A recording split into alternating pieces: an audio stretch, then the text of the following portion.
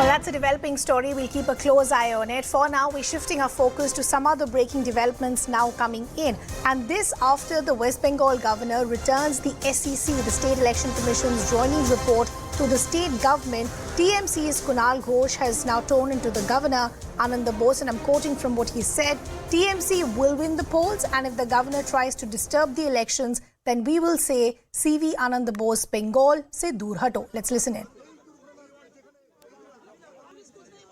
राज्यपाल अगर चुनाव को डिले करने के लिए राज्यपाल अगर चुनाव में तृणमूल जीतने वाले हैं, ऑपोजिशन हारने वाले हैं, इससे डिविएट करने के लिए राज्यपाल अगर इलेक्शन प्रोसेस को डिस्टर्ब करने की कोशिश करेंगे तो हम लोग मजबूर होकर बोलेंगे CV आनंद बोस बांग्ला से दूर हटो।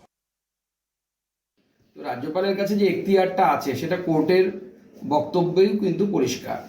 স্বাভাবিক রাজ্যপাল তার এখতিয়ারকে কাজে লাগিয়েছে। যিনি নিয়োগ করছেন আপনাকে, তার ডাকে যদি আপনি সাড়া না দেন, তিনি এবং কারণ না দেখিয়ে, সব থেকে বড় কথা, আপনি নাও যেতে পারেন, কোনো অসুবিধা নেই, কিন্তু আপনাকে তো কারণ দেখাতে হবে যে আমি যেতে পারছি না এই কারণবশত।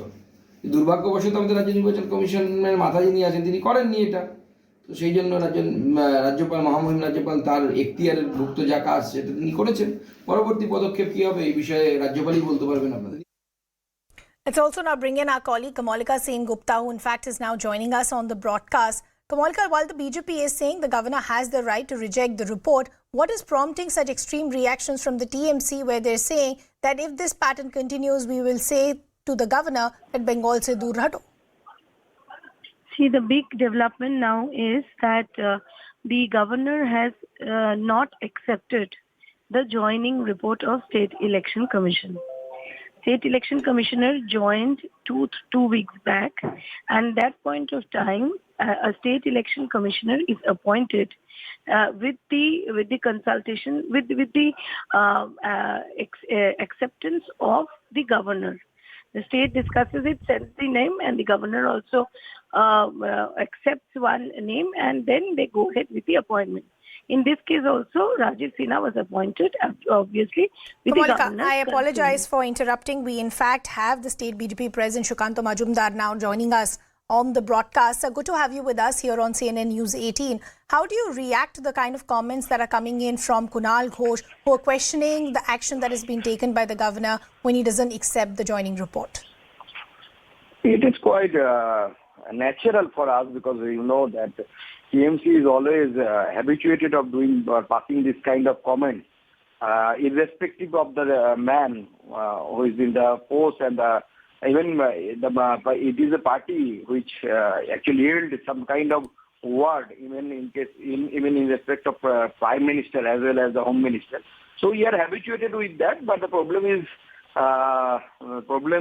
arises due to this condition is solely due to the non-corporation of the Election Commission of West Bengal, and as you know, the Honorable Governor is the appointing authority of the election commissioner, and as Governor asked him to report to the governor, but he did not.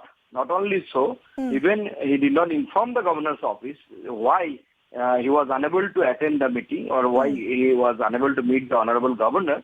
So Governor has the authority to accept or reject the joining report of the Commissioner.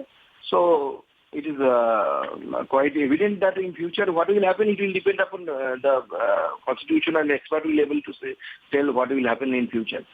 Mr. Majumdar, a couple of points that I want to understand from you. This really is not the first time that we are seeing a face-off between the state government and the governor, and Bengal is not an exception. But look at what Kunal Ghosh is saying. He is actually making an allegation that the governor is actually trying to disturb the proceedings as far as the elections are concerned. Here the TMC is also saying none of this is going to perturb us because we are very confident as far as the prospects are concerned. And if the governor continues to disturb the proceedings as far as the elections are concerned, then the messaging from the TMC is very clear.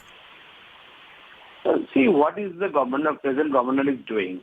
He has set up a peace room in his office, in his good office, and he is just attending the phone calls of the people of the West Bengal.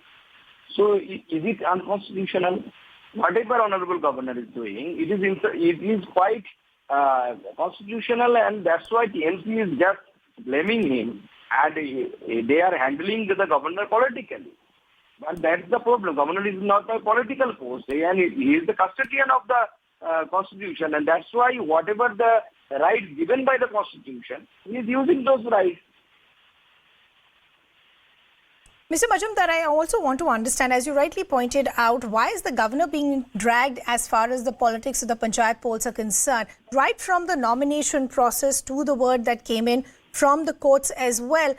There seems to be a lot of back and forth, despite a direct messaging that has come from the court as far as the deployment of central forces is concerned. Why do we continue to see this tug of war?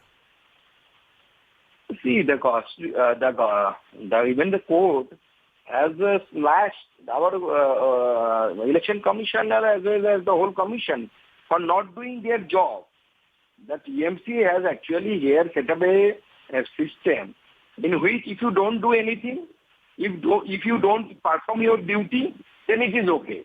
If someone wants to perform his duty, then the TMC will start shouting. That is the problem. Few months ago, the same TMC was quite happy with the governor.